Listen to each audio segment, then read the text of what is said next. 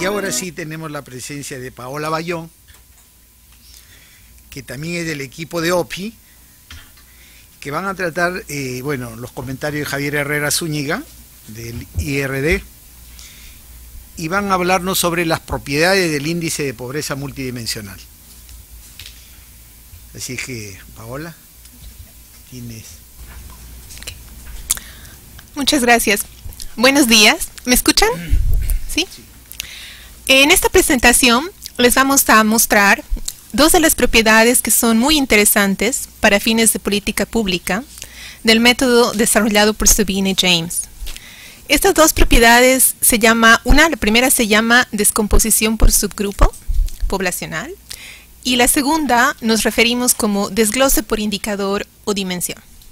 Entonces, intuitivamente, como comprenderán en esta presentación, vamos a tratar de ver los resultados que hemos aprendido en la presentación precedente sobre el M0, que es la tasa de incidencia ajustada, H, que es la tasa de incidencia multidimensional de pobres, y A, la intensidad, a través de los distintos grupos, que pueden ser grupos por etnias, por ejemplo, grupos por provincias, pero también nos vamos a interesar en saber, una vez que hemos obtenido el indicador M0, quisiéramos saber cuáles de los indicadores contribuyen más a la pobreza multidimensional.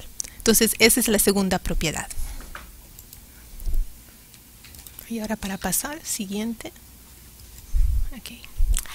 Entonces, el objetivo de la sesión va a estar estructurado esencialmente en función de estas dos propiedades.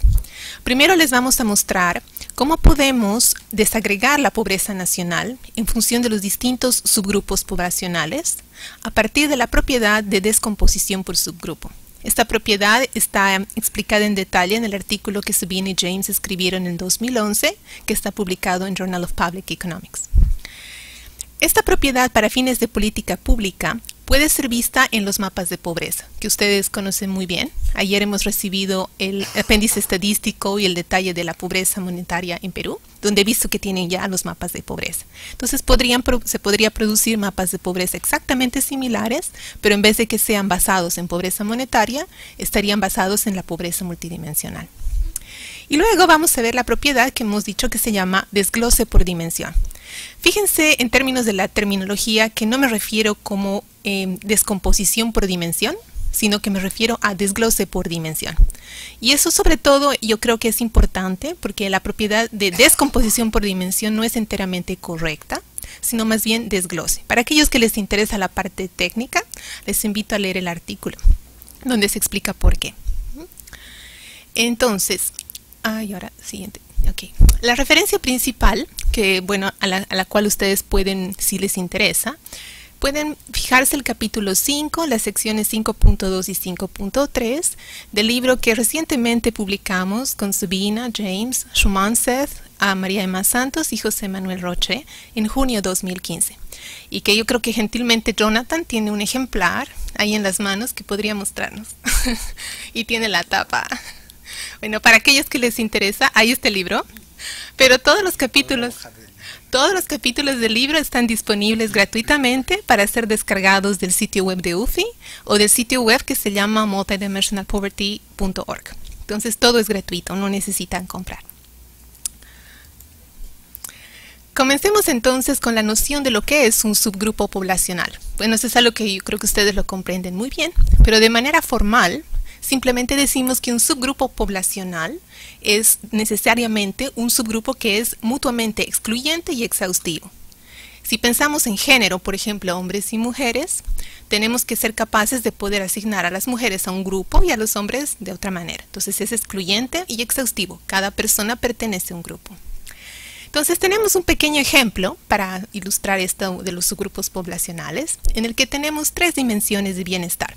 Fíjense que estamos comenzando con la matriz X, que es la matriz de logros, me parece. Me disculpo si el puntero láser le llega a alguien. Esta matriz X tiene tres columnas, donde tenemos... creo que llega, ¿no? ¿Puede traer un puntero láser? Sí. Debería ir, ¿no? Es que Ahí está, sí, que se apaga.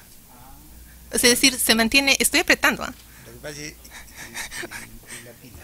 La pila, yo creo. Sí, bueno, voy a usar el mouse entonces. Ahí está. Tenemos 3 columnas, que es el ingreso, la educación y la salud, representado en esta matriz. Entonces, ya matriz creo que nos da una noción que es algo de doble entrada, donde en columna tenemos las dimensiones y por fila tenemos las personas. En este simple ejemplo tenemos 3 personas y 3 dimensiones. Entonces, las entradas, por ejemplo, corresponden. La persona 1 tiene un ingreso de 4, la persona 2 de 3 y la persona 3 de 8. En educación, supongamos que son años de educación, la persona 1 tiene 4 años, la segunda 5 y la tercera 6. Y en salud, supongamos que es un score subjetivo que se le pregunta a la persona dónde usted se ubicaría en una escala Likert, por ejemplo. Entonces sería 2, 4 y 3. Por ahora lo hemos dividido en 2 grupos excluyentes, el cuadrado rojo que representa el primer grupo, que es un tamaño poblacional de 2, donde están las 2 primeras personas, y el segundo grupo que tiene solamente una de las personas. De manera general sabemos que el tamaño total, que es n, es igual a la suma de los dos, n1 más n2. Entonces, el tamaño de la matriz es ¿de cuánto? ¿Quién me quiere ayudar? Sé que esto no es una clase, ¿no? Pero para que todos estemos bien, digamos, en la misma página. ¿Cuál es el tamaño de la matriz? De manera formal. ¿Cuántas filas tenemos? 3 y 3 columnas. Entonces, si las filas representan el tamaño poblacional, el tamaño de la matriz es n por d, que es el número de dimensiones. O sea, n, en este caso, 3 por 3, ¿no? Entonces, ese es el pequeño ejemplo que vamos a ver acá. ¿Ok? Entonces, cuando formalizamos esta idea de los subgrupos poblacionales, la propiedad, y esto es lo que está escrito en el artículo, nos dice que podemos descomponer la pobreza total, y fíjense que estamos refiriéndonos como P de X. P de X puede ser cualquier medida de pobreza, en nuestro caso puede ser M0, por ejemplo, o puede ser una de las medidas de FGT que Sabina les ha presentado hace un momento. Puede ser FGT1 o la brecha o la medida de severidad de pobreza. Entonces, lo que nos dice es que si tenemos la pobreza total, que es P de X a la izquierda, esta será simplemente igual al promedio ponderado de las pobrezas de cada uno de los grupos, aquí PX1 y PX2, donde los ponderadores, en este caso, representan el tamaño poblacional, subpoblacional del grupo. Entonces, si son hombres y mujeres, N1 sobre N es el porcentaje de mujeres por la pobreza del grupo de mujeres más el porcentaje de hombres por su indicador de pobreza en hombres. Eso sería la pobreza total. Si la propiedad se cumple, si es posible descomponerlo de manera aditiva, entonces podemos obtener la contribución de cada uno de los grupos, que es simplemente el total que tenemos dividido, ¿no? Entonces ahí tenemos la pobreza del grupo 1, P de X1, multiplicado por el ponderador, dividido entre el total de la pobreza. Entonces es algo relativo. Una propiedad muy útil. Entonces continuemos con nuestro ejemplo. Esta vez vamos a reemplazar las entradas por valores un poco tales más reales. Entonces el ingreso ya está medido, digamos, en soles, 700, 300, 400, 800, años de educación. La tercera dimensión esta vez es saneamiento mejorado, entonces es una variable dicotómica que toma el valor de 1 si uno lo tiene y no si no. Y el acceso a la electricidad de la misma manera. Entonces esta vez tenemos 4 personas con nombres. Y lo que vamos a hacer es comparar la matriz de logros, que es la X, con un vector, que es el vector de líneas de corte, que nos va a permitir identificar la privación. Entonces, para un poco refrescar lo que hemos comentado ayer, hablábamos de lo que, me parece, nuestras colegas del Banco Mundial hablaban de lo que era un dashboard, una tabla o un panel. Entonces, simplemente un dashboard va a hacer un análisis como el que vamos a hacer ahorita en una primera etapa. Vamos a comparar el valor que tiene el ingreso para cada una de las personas con su línea de corte, que es lo que hace el análisis de pobreza monetaria. Y lo mismo haremos para educación, saneamiento mejorado y acceso a electricidad. La parte interesante que viene ahora es que vamos a decir que si la persona tiene un ingreso superior a la línea de corte, entonces no es pobre y le vamos a asignar un valor de 0. Pero si no es el caso, le vamos a asignar un valor de 1. Y en la terminología de pobreza multidimensional, con métodos de conteo como el que presentamos aquí, lo llamamos privado. Entonces no voy a llamar pobre a la persona que está por debajo de la línea de corte en cada indicador, sino lo voy a llamar privado. La noción de pobreza vendrá cuando unamos todas estas privaciones por indicador de manera conjunta, que es lo que hablábamos ayer de la distribución conjunta. Entonces pasamos a la siguiente. De lo que hemos hecho es reemplazar todas las entradas en rojo, corresponden a las personas que están por debajo de los umbrales en cada uno de los indicadores. Esta matriz, que es la matriz de carencias o privaciones, si se fijan en la notación a la izquierda, ya no es X, sino la llamamos G0. Entonces es importante la notación para que sepamos que ahora ya estamos hablando de privación. Nos hemos movido de un espacio de bienestar, que era X, a un espacio de privación, que es G0. Entonces, si nos fijamos en esta matriz, vemos que la persona 2 y 3, o sea, José y María, son privados en ingreso. Antonio y María son privados en años de educación, porque tienen menos que el umbral de corte requerido. María es privada en saneamiento mejorado y José y María son privados en acceso a electricidad. De manera, digamos, fortuita, Ana no tiene privación en ninguno. Entonces, por eso tiene 0. Si se fijan, tenemos un perfil de privación y carencia por persona. Entonces, la información que está representada en la matriz puede leerse por columna, pero también puede leerse por fila. Si contamos por columna, podemos saber que en ingreso hay 2 de 4 personas que son privadas en ingreso. Y eso representa simplemente la tasa bruta o tasa de recuento de carencia en ingreso. Así, de la misma forma, en años de educación hay 2 de 4, en saneamiento mejorado es 1 de 4 y en acceso a electricidad 2 de 4, que son las tasas brutas. Pero cuando vemos por fila, es ahí donde se vuelve interesante. Porque si bien podemos tener 2 de 4, o sea, 50% de gente que es carente en ingreso y 50% de gente que es carente en educación, podemos ver en la matriz que ese 50% no representa necesariamente las mismas personas. O sea, la tasa es igual, es 50% de la población, pero no es la misma gente. En un caso es José y María y en el otro caso es María y Antonio.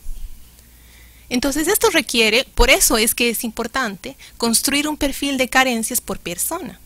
Ahí vemos que, por ejemplo, Antonio, su perfil de carencias es 1 de 4, María es 4 de 4, o sea, tiene 100% de carencias, y José es 2 de 4, Ana es 0 de 4. Entonces, para la construcción del índice M0, empezamos primero por la intensidad y la incidencia, vamos a hacer los cálculos por fila. Pero eso no quiere decir que la información por columna no sea importante. Es una información inicial que la vamos a utilizar. Gracias. Sí, este sí funciona. Okay. Entonces, ahora Sabina les ha mostrado cómo podemos pasar de un análisis con pesos iguales a un análisis con pesos diferentes. Entonces, vamos a llamar pesos por simplicidad, pero sabemos que en realidad estos valores que van a tomar las variables por peso representan conceptos más éticos de la sociedad. ¿Cuánto es lo que representa el ingreso en la sociedad? Pues aquí suponemos que vale 25%. Los años de educación valen 50% y el acceso a electricidad y el saneamiento mejorado vale 1/8. Como se fijan, si sumo 1/4 más 1/2 más 1/8 más 1/8, el total es 1. Entonces lo que he hecho es simplemente distribuir el total, digamos, de la ética que corresponden los distintos indicadores entre sus componentes. Entonces, cuando queremos hacer los análisis, reemplazamos los valores 0 y 1, que simplemente nos indicaban si la persona era privada o no, por el correspondiente valor ético de ese indicador. Entonces aquí lo que he hecho es básicamente reemplazar el 1 por 1/4 y los unos aquí por 1/2, 1/8, 1/8, 1/8. Entonces, si se fijan en la construcción, ya hemos hecho 3 pasos. Hemos comenzado por una matriz de logros, hemos comparado cada logro con la línea de corte, hemos construido una matriz de carencias de puros ceros y unos, y ahora estamos reemplazando los ceros y unos por el valor ético que éstas representan, dado por lo que llamamos pesos, ¿no? Entonces, llegamos ahora a una situación en la cual vamos a agregar por fila, que es lo que les comentaba en un principio. Entonces, por ejemplo, para el caso de la primera persona, la agregación implica un 0. En la segunda persona, el total de sus privaciones o carencias es 0.375. Para la tercera persona es 100%, o sea, 1. Y para la cuarta persona es 50%. Entonces, esta columna acá, que está en azul, se llama el vector de recuento o de conteo de privaciones, que si se fijan ya está ponderado por el valor ético de cada uno de los indicadores dentro de la medición. Y es justamente este vector el cual lo utilizamos para calcular la intensidad de pobreza.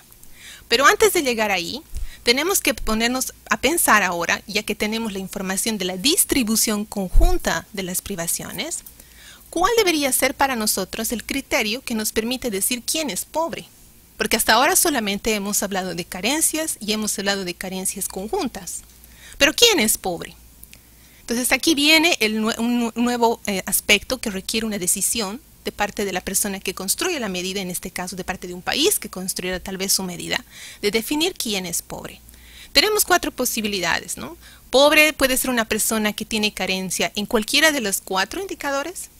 Pobre tal vez será la persona que tiene carencia en las 4 al mismo tiempo, o un enfoque intermedio como es lo que Sabina les ha mostrado hace un momento. Algo que esté entre los 2 límites, el de la unión, que es 1 de 4, o la intersección 4 de 4. Entonces, para este simple ejemplo, hemos supuesto que vamos a considerar una línea de corte de 3/8. Es decir, que toda persona que tiene un conjunto de privaciones de 3/8 o más, va a ser considerada pobre multidimensional, según este enfoque de conteo. Entonces, en este simple ejemplo de 4 personas, vemos aquí resaltado en el cuadrado rojo, que esta condición se cumple para las personas 2, 3 y 4, porque la primera no tiene privación alguna. Si hubiera tenido, y si este valor de la privación conjunta hubiera sido inferior a los 3/8, hubiéramos tenido que censurarla, es decir, quitarla de nuestro análisis, porque el axioma que habíamos comentado hace un momento de foco nos dice que nos interesamos en la pobreza de las personas que están carentes múltiples por encima del umbral. Pero como no es necesario, entonces no necesitamos censurar en este simple ejemplo. Ahora aquí les muestro el cálculo. Sabemos que hay 3 de 4 personas en la población que son pobres multidimensionales, porque el valor de su privación conjunta es igual o superior a la línea de corte, ¿no? Entonces, por tanto, la tasa de incidencia multidimensional es 3/4. 75% de la población en esta sociedad es pobre multidimensional. Ahora la parte interesante. Quisiéramos saber cuál es la intensidad de esa su pobreza. ¿Cómo es que viven esa privación conjunta? Entonces, para ello vamos a agregar simplemente el valor de su score, conteo ponderado aquí, y lo dividimos entre el número de pobres. Lógicamente, no necesitamos dividir entre el total de la población, porque queremos saber cuál es el porcentaje de carencias que sufren los pobres multidimensionales, no los no pobres. Entonces lo dividimos entre el número de pobres, que son 3. Entonces aquí nos da 0.625, o si quieren 62%. Entonces decimos, hay 75% de la población en esta sociedad que es pobre multidimensional y que sufre privaciones en promedio en 62% de los indicadores o dimensiones, que es aproximadamente 2.5 dimensiones, casi 3 de 4. Entonces es harto. Y esto nos lleva a la construcción de un índice M0, que es algo que va a estar entre 0 y 1 y que es 0.46 o 15/32. Entonces, como ven, los 2 componentes de incidencia e intensidad son muy interesantes y como Sabina lo mencionaba hace un momento, es tal vez algo que deberíamos tratar que los periodistas tengan interés en reportar no solamente el H, pero también el A, porque es bastante intuitivo en su interpretación. Continuando de esta forma entonces, ya que sabemos qué es lo que pasa en la sociedad, y el propósito de esta presentación es saber qué pasa entre los distintos subgrupos de la sociedad, pues sabemos que el primer subgrupo está compuesto por las 2 primeras personas, Ana y José, y el segundo subgrupo por María y Antonio. Como ven aquí el criterio no es género para los subgrupos, es simplemente un criterio arbitrario que yo, por ejemplo, puedo suponer que sea étnico. Ana y José pertenecen a una etnia y María y Antonio a otra etnia, por ejemplo. Entonces en azul un grupo y en verde el otro grupo. Entonces cuando analizamos la pobreza por subgrupos, lo que vamos a hacer es exactamente el mismo ejercicio que hemos hecho para la sociedad en su conjunto, suponiendo que esta es una población y que esta otra es otra población. Entonces aquí abajo lo que hemos hecho es calcular el valor de M0 para el grupo en azul y el valor de M0 para el grupo en verde. Y lo que vamos a hacer es multiplicarlo, en este caso 3/16 y 3/4, por el tamaño del grupo. El tamaño del grupo en este caso sabemos que es 50% y 50%, 2 de 4. Lo que nos lleva, por supuesto, al índice nacional. Pero lo más interesante, hemos dicho, son las contribuciones. Quisiéramos saber cuál de los 2 grupos poblacionales contribuye más a la pobreza multidimensional. Claramente tiene que ser el segundo, porque hay más de una persona. Entonces ahí sabemos que 4/5 viene de la pobreza es debida a la pobreza multidimensional del grupo 2 y 1/5 a la del grupo 1. Eso nos permite hacer comparaciones entre los distintos subgrupos, en este simple ejemplo de 3 personas. Ahora, los beneficios para la descomposición y del análisis, y estos son resultados que salen del IPM. Por ejemplo, en el caso de Nigeria, el IPM es de 0.24. Cuando analizamos adentro del mismo país, podemos ver las grandes variaciones subregionales que existen. Tenemos valores desde 0.045 a 0.6. Aquí me parece que los colores de estos están por acá, creo que no se ven, que nos indica, por supuesto, cuanto más fuerte, mucha más pobreza. Entonces, muy interesante ver qué es lo que pasa a través de este mapa. Lo mismo cuando vemos India. El valor del IPM es de 0.283, pero subnacional, cuando hacemos un zoom dentro del propio país, entonces también vemos las diferencias subnacionales.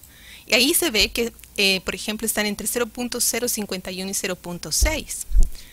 Y en este paper que escribieron Sabina con nuestro colega Shuman Seth, publicaron un artículo 2013, vemos la reducción del IPM entre los diferentes estados entre 1999 y 2006.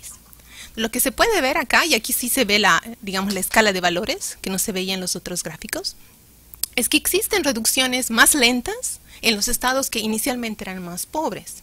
Eso es algo interesante, porque cuando tenemos un análisis de pobreza en el tiempo, es siempre importante controlar por el nivel. Es decir, tratar de ver cuál era la condición inicial, en este caso del estado o la provincia o el municipio, dependiendo del país, y su situación actual. Es que son los municipios que eran más pobres al principio los que han reducido pobreza, esperemos que hayan reducido pobreza, o no. Y, por ejemplo, en este otro caso vemos las reducciones más pronunciadas en los estados del sur. Recientemente he podido un poco analizar Guatemala como país. Y ahí es bastante interesante porque Guatemala tiene a Central, que es la provincia, digamos, más urbana. Y lo que se puede ver es que cuando se quita Central del análisis, los resultados no cambian mucho. Entonces, ¿qué es lo que quiere decir? Guatemala es un país que es netamente, básicamente rural. Entonces, la presencia de uno de los municipios que, entre comillas, es el más urbano, parece no tener tanto efecto cuando se analiza, digamos, en términos globales. Entonces, ese tipo, digamos, de sutilidades son posibles de ver cuando uno descompone por grupos, en una simple formulita, ¿no? Continuando con el paper de Sabina y Shuman, también podemos hacer un análisis de subgrupo, no por provincia o, digamos, alguna división geográfica, pero por casta y religión. Entonces, aquí tenemos, por ejemplo, por religión, la diferencia entre los musulmanes, por ejemplo, los cristianos, los sikh y los hindúes, y por casta, entre los distintos tipos de casta. Y podemos ver la variación que ha existido en el IPM, entre el 99 y el 2006, y es bastante diversa entre las distintas castas y entre los distintos grupos religiosos. De la misma forma, podemos comparar entre continentes. Entonces, estos datos corresponden a los datos del IPM de 2011 y tenemos el valor del índice de pobreza multidimensional por los distintos, entre comillas, continentes, lo llamaría así. Entonces, tenemos Latinoamérica y el Caribe, por ejemplo, que comienza con México, que tiene casi muy poquito, casi cero, un poquito más, hasta Haití, que está por el valor de 0.32. En el caso de Asia, por ejemplo, tenemos Pakistán y Nepal. En el caso de África subsahariana comienza con Ghana y Níger y vemos los niveles iniciales son muy distintos. Lo mismo en los países de ingreso bajo y los países de ingreso mediano. Pero cuando hacemos el análisis subnacional es mucho más interesante las disparidades que aparecen a nivel subnacional, inclusive por continente. Es como si aumentáramos nuestra muestra del número de países que teníamos pues a una cosa mucho más, digamos, detallada, ¿no? Es muy interesante cuando uno va a nivel subnacional y compara entre distintos continentes. Aquí veamos el mapa, ya es el mapa, digamos, del mundo, pues según los resultados de 2011, desde muy poco hasta mucho, digamos aquí por supuesto, cuanto más fuerte, más pobre. Entonces podemos claramente ver que la mayor, digamos, pobreza multidimensional se sitúa entre los países subsaharianos, en África subsahariana. Y podemos comparar la situación que existe en América Latina, en mi país mismo, Bolivia, y Perú, que estamos por acá, ¿no? Cuán diferentes o cuán iguales podemos ser. Y los resultados subnacionales es mucho más interesante, porque dentro de misma Bolivia, por ejemplo, aquí me permito comentar, tenemos que Potosí, que es una de las ciudades occidentales más altas que existen en el mundo, pues es también muy pobre. y tal vez al nivel de comparación de pobreza de uno de los subestados subsaharianos de África, a ese punto. Veamos ahora el desglose por dimensión. México. En el desglose por dimensión, y esto es un poco un slide que lo hemos tomado de las escuelas de verano que UFI ha estado dictando desde hace muchos años. Es muy interesante, pero nos gusta comenzar con 4 o 5 tipos de preguntas que nos permite aclarar por qué es importante el hacer el desglose por dimensión, pero mucho más importante en comparar conceptualmente lo que es una tasa de recuento bruta, que es la que hemos visto simplemente al principio, cuando contamos el número de personas privadas en cada indicador, y lo que es la tasa de recuento censurada, que es el mismo tipo de análisis, pero que además incluye el criterio de pobreza multidimensional y que resulta una vez que censuramos a los no pobres. Luego hay una pregunta que nos dice si la tasa de recuento bruta puede ser menor que la tasa censurada. Entonces, de manera intuitiva, si la tasa censurada es una tasa que resulta después de eliminar a aquellos que no son pobres, lógicamente la tasa censurada es un subconjunto de la tasa bruta. Por lo tanto, las tasas de recuento brutas son siempre superiores a las tasas de recuento censuradas. Si alguna vez encontramos al revés, entonces quiere decir que hemos hecho un cálculo un poco erróneo. Luego tenemos, por ejemplo, la relación entre las tasas censuradas y el índice M0, que es básicamente la propiedad que les voy a mostrar. Vamos a ver que el M0 puede escribirse nuevamente como un promedio ponderado, pero esta vez en vez de que sean subgrupos, van a ser los desgloses por dimensión, a través de lo que llamamos la tasa censurada por indicador o dimensión. Veamos entonces estos dos conceptos. La tasa bruta de una dimensión indica simplemente la proporción de la población que está privada en esa dimensión o indicador, mientras que la tasa censurada nos indica la proporción de la población que es pobre multidimensional y privada en esa dimensión. Entonces, si se fijan, la tasa censurada está incorporando la distribución conjunta, porque se refiere a la tasa censurada de la dimensión, digamos, educación, pero incluye la noción de pobreza multidimensional, que es algo que resulta de considerar el perfil de privaciones conjunto de cada persona. Entonces, esta tasa de acá parece ser una tasa un poco más interesante que la tasa que, bueno, lamentablemente se llama tasa bruta, que es simplemente una tasa inicial que nos permite tener una idea de lo que pasa por indicador y que es lo que es reportado en lo que las colegas del Banco Mundial llamaban ayer un dashboard.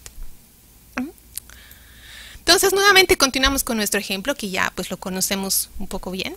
Tenemos el ingreso, años de educación, saneamiento mejorado y electricidad, nuestras líneas de corte. Hemos construido nuestra matriz de carencias y privaciones. Y en este caso vamos a calcular la tasa de recuento bruta. Entonces sabemos que en ingreso hay 2 de 4, es 50% de personas, en educación igual, en saneamiento 1/4 y en electricidad igual 50%. Hemos puesto nuestro vector de pesos nuevamente, que es básicamente relativo. Hemos calculado nuestro score, como lo hemos hecho antes, pero esta vez, en vez de poner un K igual a 3/8, como lo he hecho hace un principio, estamos poniendo un corte de pobreza multidimensional del 50%. Entonces es interesante, solo para que nuestro cerebro funcione un poquito diferente. Entonces, bajo este nuevo criterio, ¿quién es pobre? Antes teníamos al 3, ¿no? A las 3 personas. Pero ahora sucede que la persona 2 tiene un porcentaje de privaciones conjuntas que es inferior al 50%. Entonces, esta persona, según este nuevo criterio, ya no es pobre multidimensional. Por lo tanto, sus privaciones, que son esta y esta, son privaciones que por ahora no nos interesan. Entonces, esto requiere hacer lo que hemos llamado en su momento censura. Entonces, lo que vamos a hacer es reemplazar esas dos privaciones aquí por 0. Entonces, como se fijan, esta persona ahora ya ha desaparecido de nuestro análisis. Según el axioma de foco, ya no nos interesa. Pero es por el corte que hemos puesto. Pero podemos hacer el cálculo nuevamente. Entonces, podríamos calcular su intensidad y podríamos calcular la incidencia. En este caso, la incidencia sabemos que es 2 de 4, o sea, hay 50% de pobres multidimensionales, ya no 75 como antes. Y el porcentaje de carencias privadas va a ser 1.5 dividido entre el número de pobres, dividido 2. Y a eso nos va a llevar un M0 que es de 0.375, que es inferior al que teníamos antes. Pero ahora lo que nos interesa es ver el análisis de las tasas censuradas. Entonces sabemos que tenemos 4 dimensiones y quisiéramos saber cuál es la tasa de recuento censurada. Entonces, si se fijan, estamos nuevamente contando por columna, pero como hemos reemplazado por 0 las privaciones de las personas que no son pobres, sale automáticamente. Entonces la tasa de recuento censurada aquí es 1/4, porque es 1 de 4 personas. Aquí es 2 de 4 personas en educación, 1 de 4 y 1 de 4. ¿No? Después de censurar es simplemente contar nuevamente por columna. Entonces veamos cuál es la fórmula. Decimos que el M0, que este es nuestro índice de incidencia ajustada, es igual al promedio ponderado de las tasas de recuento censuradas ponderadas, donde el ponderador es el peso relativo asignado al indicador.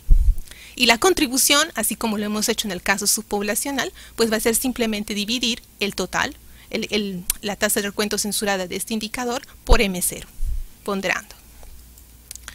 Entonces, cuando uno piensa en el enfoque de unión que habíamos comentado al principio, que es simplemente una condición en la cual decimos cualquier persona que es privada en una dimensión o un indicador es suficiente para ser considerado pobre. En esa situación extrema, las tasas censuradas, por supuesto, van a coincidir con las tasas brutas, porque no tenemos un criterio de privación conjunta, es simplemente cualquier indicador. Y en ese caso, el M0, según este enfoque, será el promedio ponderado de las tasas de recuento brutas, porque son iguales. Entonces, en nuestro ejemplo, ¿cuál es la contribución de la dimensión educación?